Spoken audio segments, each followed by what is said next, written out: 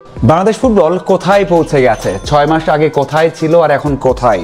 যদিও ফল নেই, যদিও বাংলাদেশ দল আগের থেকেও একটা ভালো করছে না, হামজা একেবারে অতি মানবীয়, একেবারে দুর্দান্ত অবিশ্বাস্য পারফর্ম করছেন, তারপরেও কোনো কিছুই হচ্ছে না।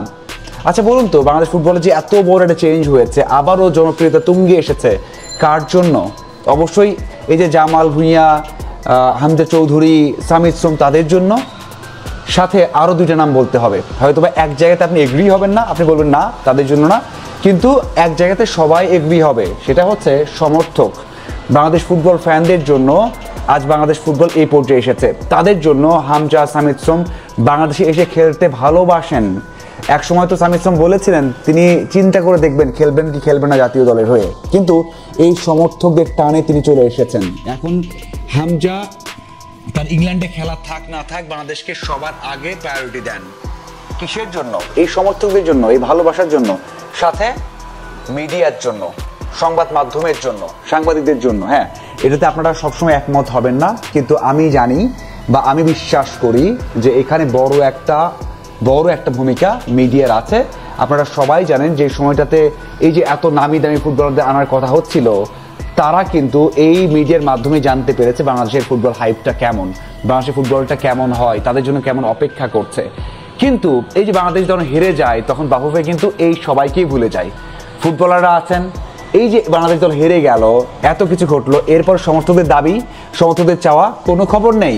একটা সময় কি হচ্ছে, সবশেষ ম্যাচে যখন হেরে গেছে বাংলাদেশ দল বা ড্র করেছে, তখনও সাংবাদিকদের সাথে কথা বলেছেন বাফুফে থেকে, তখনও প্লেয়ারদের কথা বলতে দিয়েছেন। কিন্তু বাংলাদেশ দল যখন নেপালের বিপক্ষে হেরে গেল, কোনো ফুটবলার মিডিয়ার সামনে আসতে পারেনি, কোনো ফুটবলারকে একটা ওয়ার্ড বলার মতো পারমিশন দেওয়া হয়নি, একদমই বলে দেওয়া হয়েছে তারা যেন কোনোভাবে মিডিয়ার সামনে মুখ না খোলে, কোনোভাবে না। এই যে এই চেঞ্জটা, মানে একটা সময় যখন দরকার ছিল, যখন তারা অবদান রেখেছে, এখন আপনারা কি করছেন? এটাই হচ্ছে বাংলাদেশের প্রেক্ষাপট। এটা হওয়াটাই স্বাভাবিক, খুব বেশি কষ্ট পাচ্ছি না, এমনটাই হবে। আপনাকে আমাকে ব্যবহার করে একটা পর্যায়ে চলে যায়, পরে আপনাকে আমাকেই ছুঁড়ে ফেলবে। এই যে সমর্থকদের দাবি, মিতুলকে রাখা যাবে না, সাদকে রাখা যাবে না, সেখানে কাপড়ে রাখে, সব কি মিথ্যা? একটা বারো কি চেষ্টা করা হয়েছে, একটা বারো কি বলা হয়েছে, তাকে সেই মেসেজ দেওয়া হয়েছে যে তুমি কিন্তু এই অবস্থার মধ্যে আছো? একটা বার কি দেওয়া হয়েছে? বিতুলকে কি একটা ড্রপ করা হয়েছে, একটা মেসেজ দেওয়া হয়েছে যে ভালো করতে হবে, না তুমি বাদ পড়ে যাবে? হয়নি।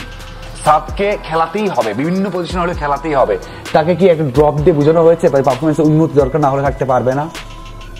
এই যে চেঞ্জগুলো, মানে একটা ভালো সময় এসেছে, সুসময় এসেছে, সবাইকে ভুলে যাচ্ছে, না সমর্থকদের কথা নিচ্ছে, না বিশ্লেষকদের কথা নিচ্ছে, না সাংবাদিকদের কথাও নিচ্ছে। এবং সাংবাদিকদের যখন দরকার, প্লেয়ারদের যখন সারা বিশ্বে তুলে ধরতে হবে, তখনও তাদেরকে না করে দেওয়া হচ্ছে। তাবিদ আওয়াল বলেছেন যে আমি এখনো সিদ্ধান্ত নেইনি যে কাবরেরাকে রাখা হবে কি হবে না। ম্যাচ শেষে সাংবাদিকরা তাবিদ আওয়ালের সাথে কথা বলেছেন, সম্মানিত বাফুফে প্রেসিডেন্টের সাথে। তিনি বলেছেন যে এখনো সিদ্ধান্ত নেওয়া হয়, পারফরমেন্স দেখে পরে সিদ্ধান্ত নেওয়া হবে, যেটা ম্যাচ শেষে যেটা একদম নিয়ম আছে বা নিয়ম কারণ চিন্তা করে বলা হয়, সেটাই বলেছেন। হ্যাঁ, খুব বেশি দোষ দিচ্ছি না, কিন্তু একটা দৃশ্যমান কার্যক্রম দরকার। যখন আপনি ভুল করবেন, তার জবাবদিহিতা দরকার, সেটা আমি দেখতে পারি না। এত সিন্ডিকেট বলা হয়, সত্যিই কি নেই? এই যে ক্রিকেটের সিন্ডিকেট ছিল না, বের হয়েছে না?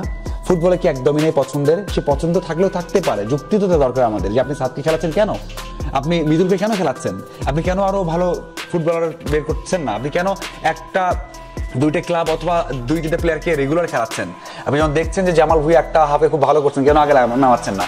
এই প্রশ্নগুলো তো তাই করা দরকার। এবং তাকে তো ওই যে সিন্ডিকেট করতে দেয়া, খারাপ করলে প্রশ্ন না করা, সেটা তো কোনোভাবে কাম্য নয়।